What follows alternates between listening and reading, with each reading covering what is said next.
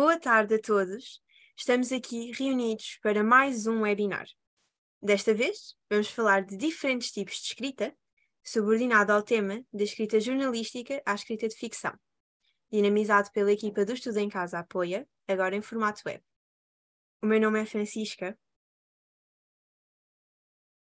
e sou aluna de 10º ano do curso de Ciências e Tecnologias no agrupamento de Escolas de Benfica, em Lisboa. Boa tarde, o meu nome é Afonso, frequento o 10º ano do curso de Ciências Socioeconómicas no agrupamento de Escolas de Benfica, em Lisboa. Sejam bem-vindos ao webinar da escrita jornalística à escrita de ficção. Este webinar parte do livro Depois de Chernobyl, por Andreia Valente, jornalista de profissão e agora autora deste romance. A Andreia é nossa convidada e nasceu em Oliveira das Meias, em 1982. Mudou-se para Lisboa com 18 anos e foi na capital que fez toda a sua formação académica. É licenciada em Comunicação Social pelo Instituto Superior de Ciências Sociais e Políticas e pós-graduada em Televisão pela Universidade Autónoma de Lisboa.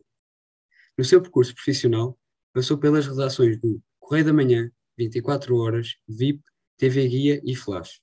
Colaborou ainda com a CMTV, atualmente trabalha como freelancer. Em maio de 2018, viajou para a Ucrânia, onde o marido se encontrava a trabalhar, e visitou a zona de exclusão de Chernobyl pela primeira vez. Regressou mais 3 vezes ao país. Percorreu as ruas da cidade fantasma de Pripyat, esteve debaixo do novo arco e conseguiu chegar a escassos metros do antigo sarcófago. Foi numa viagem de comboio entre a central nuclear e Slavutich que começou a idealizar o livro Depois de Chernobyl.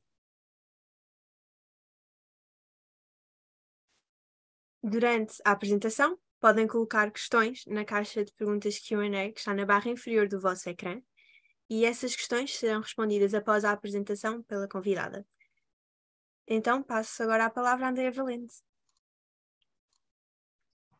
Olá a todos e a todas, muito boa tarde. Obrigada pelo convite para este webinar. É para mim um prazer fazer parte desta iniciativa e falar um bocadinho deste meu percurso que começou no jornalismo e que agora fez uma transição, digamos, para a escrita de ficção. A escrita de ficção aconteceu na minha vida não por acaso. Eu de facto há 17 anos que escrevo e que sou jornalista e que escrevo diariamente enquanto jornalista, mas a escrita de ficção acabou por entrar na minha vida com este livro, com este Depois de Chernobyl, por um motivo. E o motivo tem a ver com o facto de o meu marido ter estado a trabalhar na central nuclear de Chernobyl durante 1 ano e meio. Ele chama-se Nuno Nogueira, é engenheiro eletrotécnico, e durante 1 ano e meio esteve a trabalhar no projeto do novo arco, que é aquele arco que foi construído recentemente para travar a radiação nos próximos 100 anos e permitir o desmantelamento do antigo sarcófago construído em 1986, logo após o acidente nuclear de Chernobyl. E por causa da profissão do meu marido e deste projeto dele, eu estive 4 vezes na Ucrânia, e é por isso que eu costumo dizer que a inspiração não aconteceu por acaso na minha vida e a ficção não entrou por acaso na minha vida. Entrou porque eu vi um cenário, ou vários cenários desconhecidos, mas que me despertaram para uma vontade de escrita diferente daquela que eu tinha desenvolvido até então, e porque conheci pessoas com histórias inspiradoras, pessoas que tinham passado pelo acidente nuclear, que tinham vivido na pele o pós-acidente nuclear e que me levaram a querer escrever um bocadinho mais, ou ir um bocadinho mais além daquilo que eu já conhecia e tinha experimentado em termos de escrita. Escrever ficção, para a maior parte das pessoas, à partida implicaria, desde logo, criatividade, não é? Quando se pensa em ficção, em romance, nesse género de livros, pensa-se que tem que haver uma criatividade inerente. Eu pelo menos da minha experiência, o que tenho a dizer, e que me fez transitar desta escrita jornalística para a escrita de ficção, não tem a ver com a criatividade no sentido de ter sentido, passa a redundância, quase que uma epifania. De repente apareceu em mim a ideia de escrever um livro e a criatividade. Não acho que tenha sido assim. Eu costumo dizer que a criatividade vem daquilo que vemos, daquilo que vivemos, daquilo que experienciamos. E foi o que aconteceu comigo. Eu estive a escassos metros do antigo sarcófago, do local exato onde aconteceu a explosão de 1986, de 26 de abril,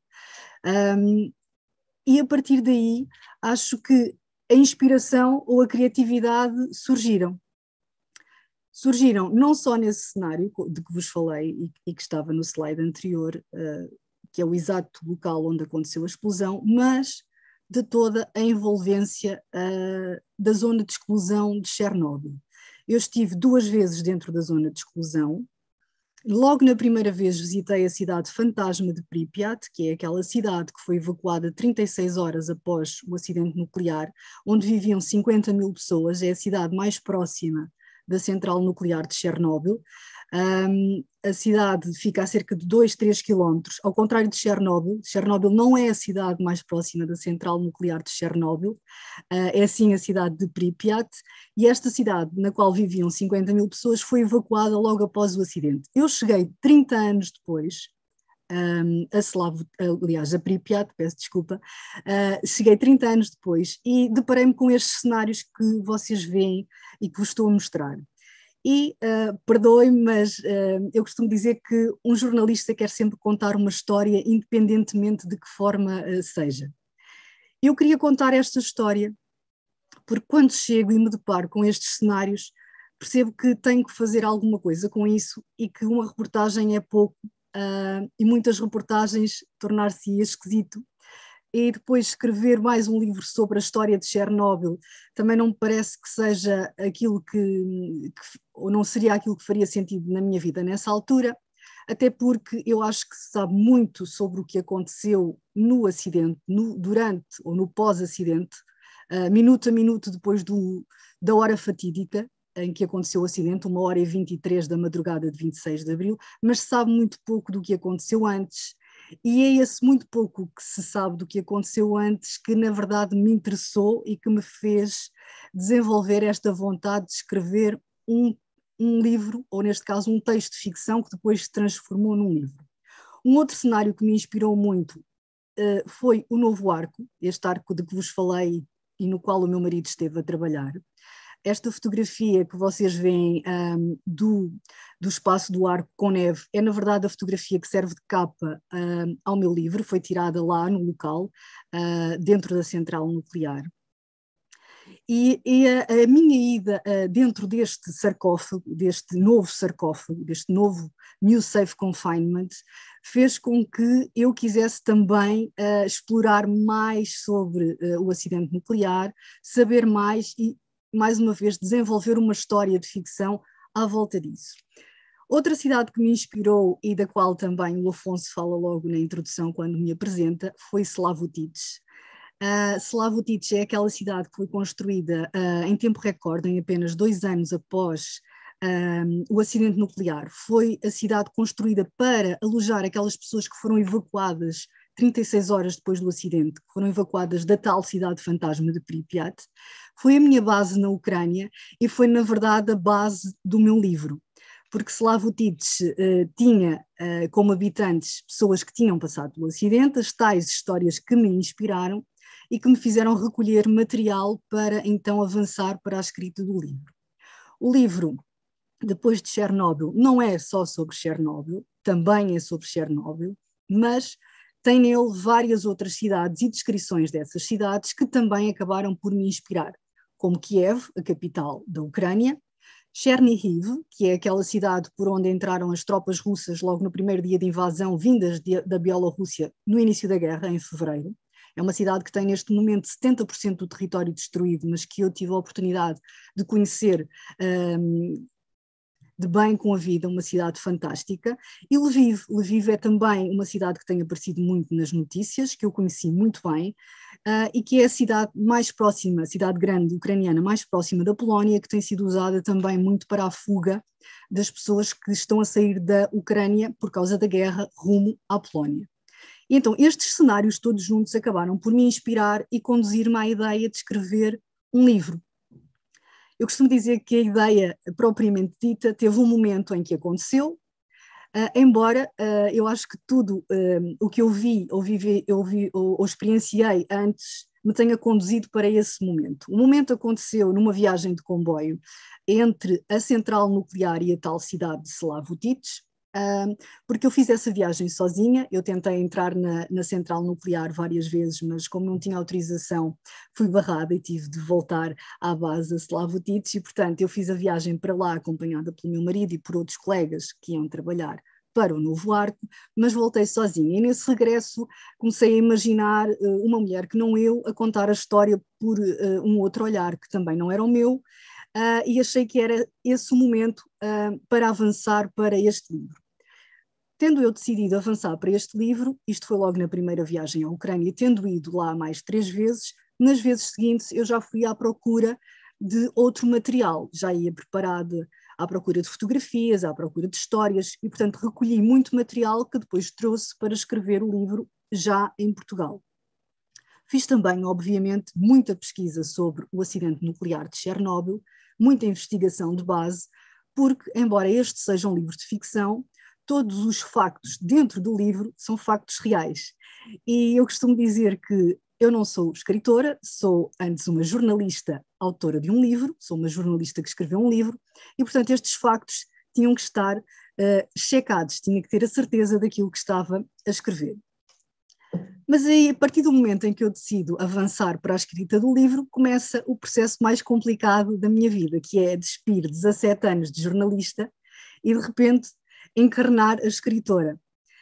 E é todo um trabalho que tem que ser feito no percurso inverso àquele que eu fiz desde que saí da faculdade e comecei a escrever no primeiro jornal onde trabalhei, até ao momento em que começo a escrever este primeiro livro. Porque é muito importante que se perceba que na escrita jornalística o jornalista nunca é o protagonista. O jornalista tem que dar a notícia, mas não pode fazer parte dela. Se o jornalista fizer parte dela por algum motivo, imaginemos que o jornalista tem um acidente e é ele a razão pela qual se está a dar a notícia. Tem que ser um colega a fazê-lo, não pode ser o próprio, porque senão não está a ser isento, não está a contar a verdade dos factos vista pelos vários ângulos, está a contar a verdade dos factos como sendo a sua única e a sua própria verdade. E isso está a condicionar o texto, está a condicionar os factos que estão a ser revelados ao leitor. Portanto, o mais importante a reter enquanto jornalista é que o jornalista nunca é o cerne da questão, não é ele o mais importante da história. São sim os protagonistas da notícia, as pessoas que estão envolvidas na notícia, os especialistas, as testemunhas, as pessoas que viram o que aconteceu. Esses sim são as pessoas que realmente importam quando queremos transmitir uma notícia. Uma coisa também muito importante é que o jornalista nunca deve dar a sua opinião. Claro que todos temos opinião. Eu, quando estou a escrever um trabalho jornalístico, tenho opinião sobre ele. Quando estou a entrevistar uma pessoa, terei uma opinião sobre essa pessoa, mas isso não pode transparecer para o meu texto, quando eu estou a escrevê-lo enquanto jornalista. O jornalista também não deve usar nem adjetivos, nem advérbios de modo, porque condiciona muito a escrita e leva o leitor a ter determinadas interpretações que o jornalista não deve conduzir o leitor para essas interpretações. O jornalista deve dar os factos tal como eles aconteceram e o leitor, sim, depois deverá interpretá-los como bem entender ou discuti-los com outras pessoas como bem entender. Outra coisa que acontece no jornalismo é que, invariavelmente, nós temos muito pouco espaço para escrever. Ou seja, nos jornais e nas revistas, como vocês sabem quando folheiam, há um espaço curto para escrevermos o nosso texto. E, portanto, aquilo que o jornalista deve fazer é optar por frases curtas. Uma frase, uma ideia. É o ideal, para não ocupar muito espaço, para que o leitor perceba automaticamente o que nós queremos dizer logo na primeira frase, logo nas primeiras linhas. É importante que a ideia esteja explícita, que seja uma coisa curta, incisiva e que chegue logo àquilo que realmente importa. O jornalista também deve escrever sempre no presente, porque um dos fatores mais importantes da notícia é a atualidade. Ninguém quer saber de uma coisa que aconteceu há um mês, a não ser que seja realmente muito relevante. O que importa é o que aconteceu hoje, de preferência nas últimas horas. Porque acabou de acontecer. E porque acabou de acontecer, ou porque aconteceu recentemente, deve ser escrito no presente, para que a pessoa que está a ler perceba que aquela notícia é atual. Há realmente factos que foram acontecendo e checados pelo jornalista naquele momento, ou nos momentos que antecederam a escrita. E, portanto, é muito importante que a escrita jornalística aconteça sempre no presente. Na ficção as coisas são um bocadinho diferentes. Todas as regras que existem na escrita jornalística, quando se passa para a escrita de ficção, caem por terra, por assim dizer. Porque na escrita de ficção o escritor tem total liberdade, a começar pelo espaço. Duvido, pelo menos no meu caso não aconteceu, e duvido que aconteça, que um editor diga a um escritor que tem X número de páginas ou X número de caracteres para escrever quando está a desenvolver uma história de ficção. Isso não acontece. Há livros mais pequenos, como vocês sabem, livros maiores, com mais ou com menos páginas, mas o escritor, à partida, terá toda a liberdade do mundo para escrever aquilo que bem entender, no espaço que bem entender. Até porque há livros que se transformam em 2, 3, 4 volumes, porque há essa liberdade. E logo aí eu encontrei uma grande barreira, porque eu normalmente trabalho com caracteres. Eu, quando avanço para um texto jornalístico, o meu editor, o meu chefe de redação ou o meu diretor dizem-me à partida quantos caracteres eu tenho para aquele texto. E eu já sei mais ou menos o espaço que tenho para escrever. No caso do livro, não aconteceu isso. Eu comecei a escrever e fui escrevendo, dando largas à imaginação, e às tantas comecei a ficar preocupada porque achava que tinha um livro demasiado grande. Felizmente não resultou num livro demasiado grande, mas há esta liberdade na escrita de ficção, o espaço. Depois há também outra liberdade quando tem a ver com a opinião, porque o escritor, quando está a dar largas à imaginação e deixa o narrador expressar-se e dizer aquilo que pensa, pode e deve dar a sua opinião, que é o que não acontece na escrita do jornalista, que foi o que expliquei há pouco. O jornalista nunca dá opinião, o narrador pode dar a opinião que bem entender. Na escrita de ficção também não há o problema das frases serem curtas. Se o escritor assim o entender, uma frase pode ter mais do que uma ideia. Separada por vírgulas, claramente, mas pode expandir, pode acrescentar ideias dentro da mesma frase. A frase pode ser longa, pode ser uma frase que diga muito mais do que o óbvio, ao contrário do que acontece na escrita jornalística, que é uma frase, uma ideia, e não devemos alargar-nos muito e sair muito deste registro. O que acontece também na ficção é que o tempo não tem necessariamente que ser no presente. E vocês sabem que, ao abrir um livro, muitas vezes o livro recua para o passado ou pode até avançar para o futuro. Na escrita jornalística isso nunca pode acontecer, e o ideal é que se escreva realmente no presente, porque a atualidade é o mais importante.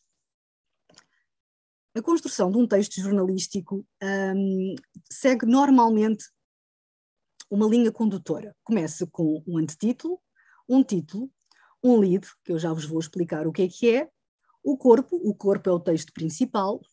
Muitas vezes o corpo tem subtítulos ou intertítulos também, pode-se dizer subtítulos ou intertítulos, que são aqueles títulos ou intertítulos secundários que vão aparecendo ao longo do texto para dividir o texto, para fragmentá-lo, para que não se torne tão cansativo e para que o leitor perceba que estamos a mudar de ideias.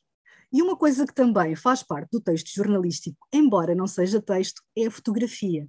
Porque todos os textos jornalísticos devem ser ilustrados com fotografias. A fotografia não está lá por acaso, ela faz parte do texto jornalístico, ela complementa o texto, porque a parte visual é muito importante para ilustrar aquilo que o jornalista está a escrever. Por isso é que os fotógrafos que trabalham enquanto jornalistas são fotojornalistas e também têm carteira profissional, tal como os jornalistas que escrevem, os redatores. Os redatores e os fotojornalistas têm os dois carteira profissional de jornalista. A técnica mais comum para escrever um texto jornalístico em Portugal e no resto do mundo é a chamada pirâmide invertida.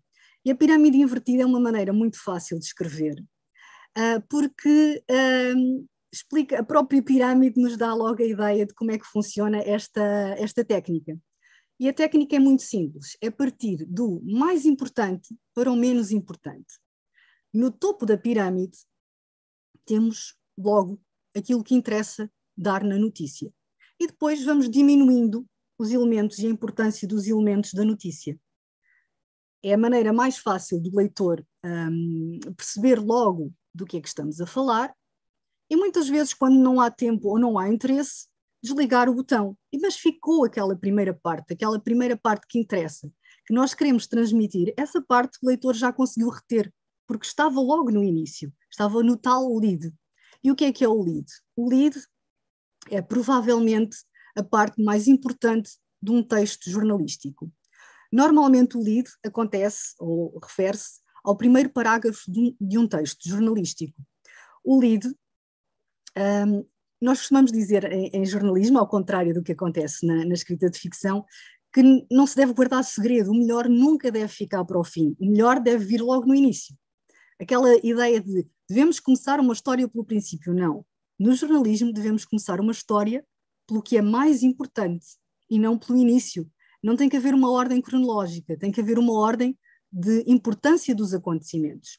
E o lead, como eu estava a explicar, é aquele primeiro parágrafo do texto que deve logo dizer o mais importante de notícia e responder preferencialmente a uma série de questões, porque respondendo a essas questões o leitor vai perceber logo do que se trata.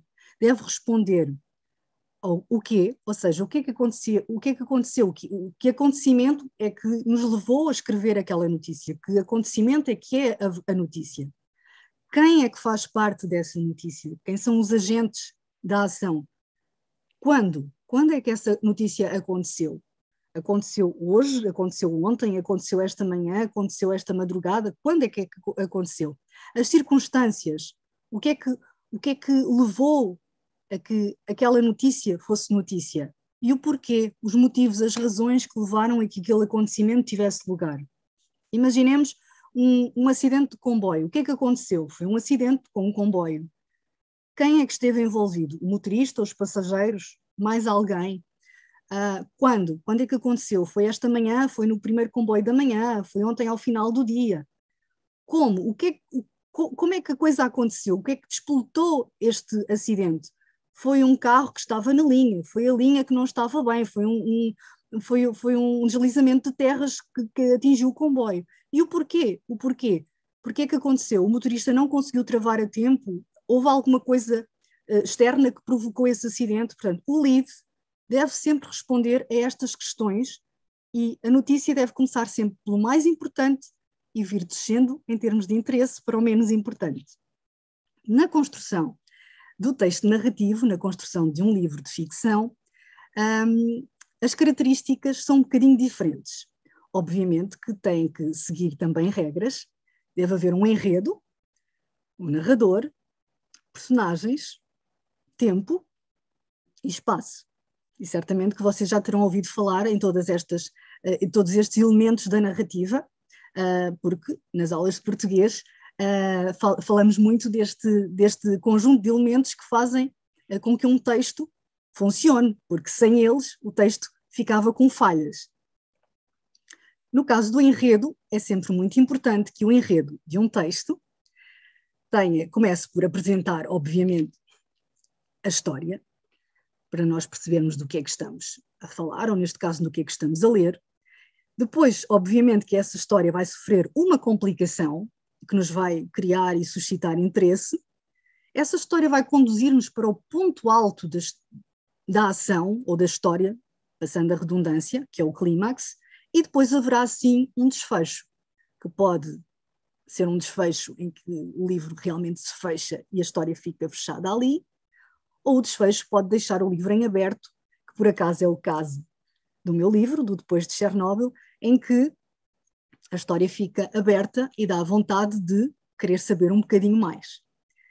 Depois, na escrita de ficção, há também sempre um narrador, e o narrador pode ser uma das personagens do livro, que é também o caso do meu livro. O narrador é a Sofia, que é a personagem principal da história, mas o narrador pode ser também um narrador observador, alguém que está a narrar a história, mas que não está a intervir na história, que não está a intervir e que não sabe muitas vezes o que é que acontece e o que é que vai na cabeça das personagens, ou pode ser um narrador omnipresente, um narrador que sabe tudo, sobre todos os intervenientes da história.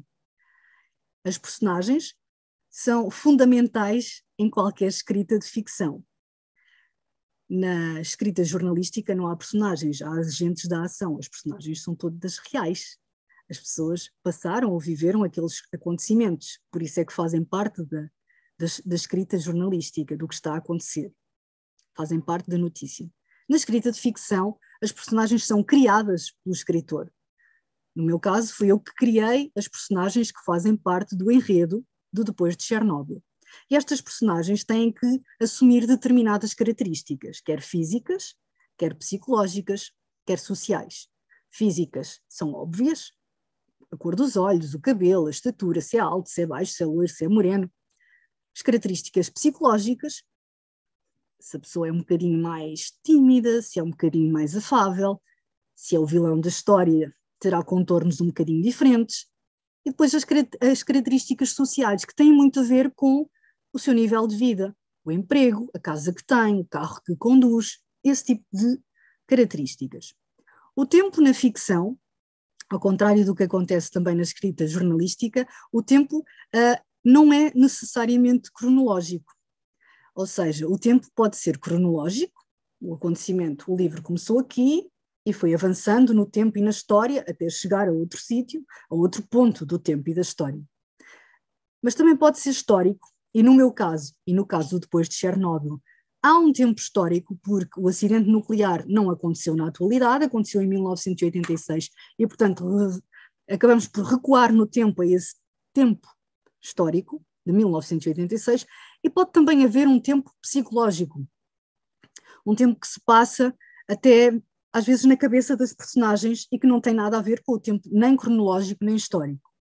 E há também outro elemento fundamental que é o espaço, que é onde decorre a ação. E a ação pode decorrer quer em termos mais globais, numa cidade, num país, quer em locais mais específicos, dentro de uma casa, dentro de uma sala. Mas também pode acontecer, essa ação estar a acontecer dentro da mente de uma das personagens. Se a personagem está a divagar para determinada coisa, se está a imaginar determinada coisa, é esse espaço que está nesse momento a ser descrito na história. Eu tenho aqui dois textos diferentes que contam um bocadinho do mesmo. Um é jornalístico, outro é de ficção. Obviamente que não vou estar a lê-los porque se tornaria um bocadinho cansativo e exaustivo. Mas para perceberem, no texto jornalístico, são dois textos sobre a cidade fantasma de Pripyat. No primeiro, são-nos dados os pormenores da cidade, o ano em que foi inaugurada, a data, o que é que aconteceu com a explosão, quanto tempo depois é que a cidade foi evacuada depois da explosão nuclear. No texto de ficção, Pripyat é visto aos olhos de uma personagem, de uma personagem que neste caso chega à cidade pela primeira vez e que fala um bocadinho daquilo que encontrou e como é que a cidade era, na verdade, em 1970.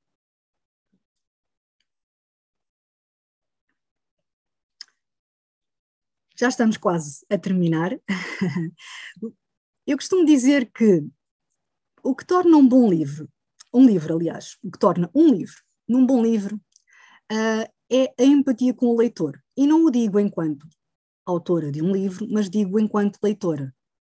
Porque mais importante do que ser uma escrita com contornos melhores ou piores, mais importante do que tudo isto, é que quem está do outro lado, quem agarra o livro, quem agarra a história, se identifique com ela.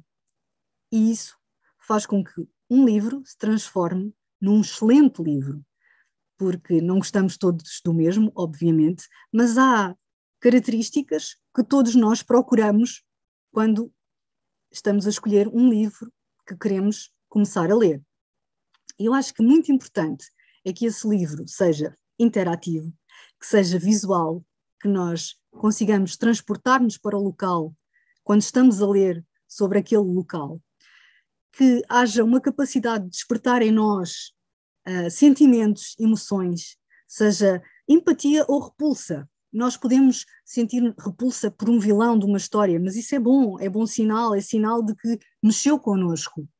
Depois é muito importante que os diálogos sejam realistas, que faça sentido que as personagens falem daquela maneira, que haja, claro, os chamados twists, os pontos de viragem na história, quando todos nós achamos que já sabemos tudo o que vai acontecer e de repente a história não tem nada a ver, a personagem levou uma reviravolta e isso acaba por nos cativar.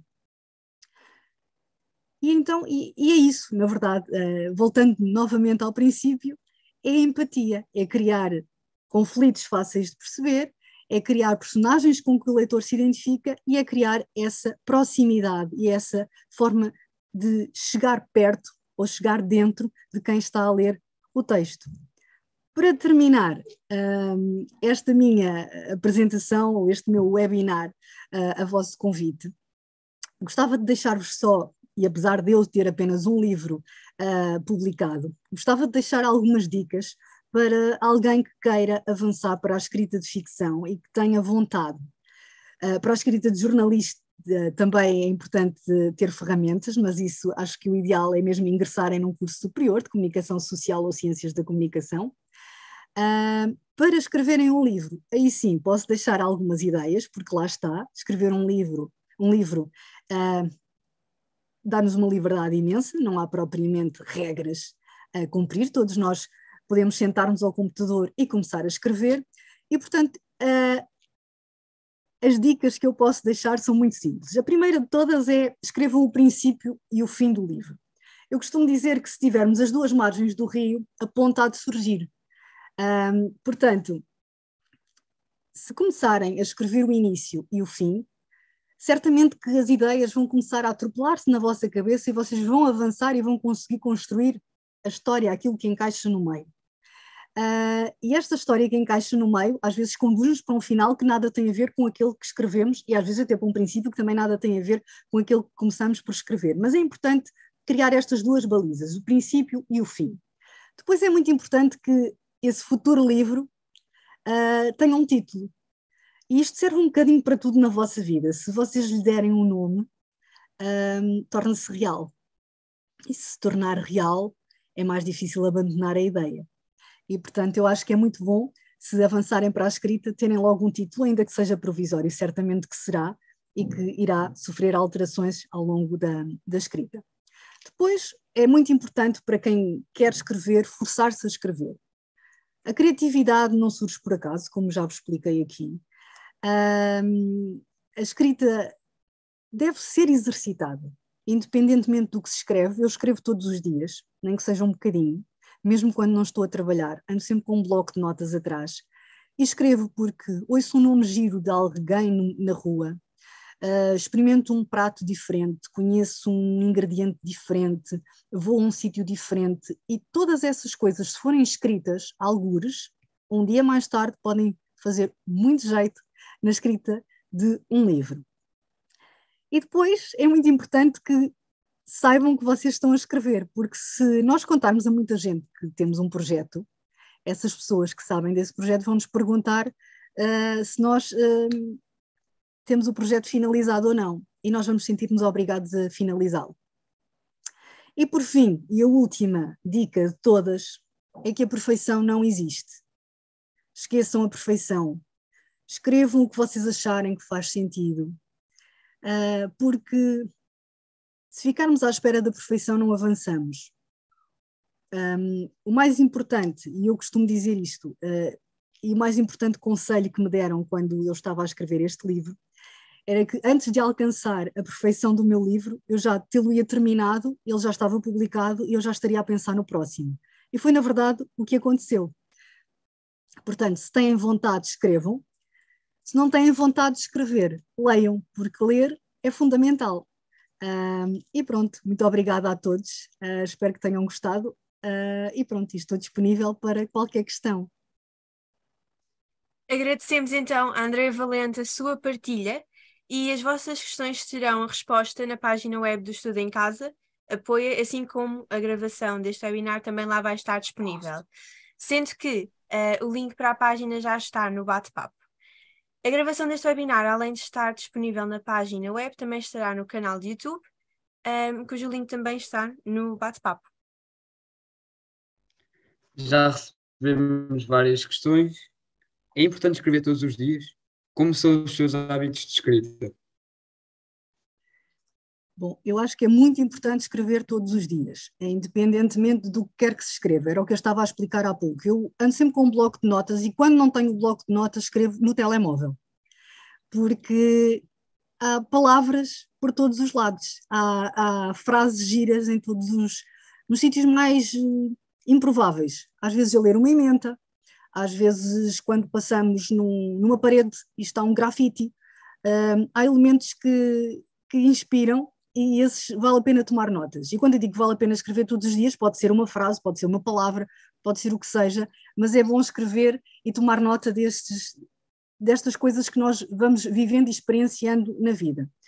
Os meus hábitos, eu sou jornalista, eu neste momento abracei muito recentemente um novo projeto, aí que vocês ainda tenham dito que eu era freelancer, mas eu sou jornalista e, portanto, eu escrevo todos os dias escrita jornalística. Todos os dias eu me sento ao computador e escrevo 1 ou 2 textos, preparo entrevistas, desgravo entrevistas e, portanto, as palavras fazem parte dos meus dias. Não há um único dia em que eu não escreva. E também não há um único dia em que eu não leia. E ler é meio caminho para se escrever.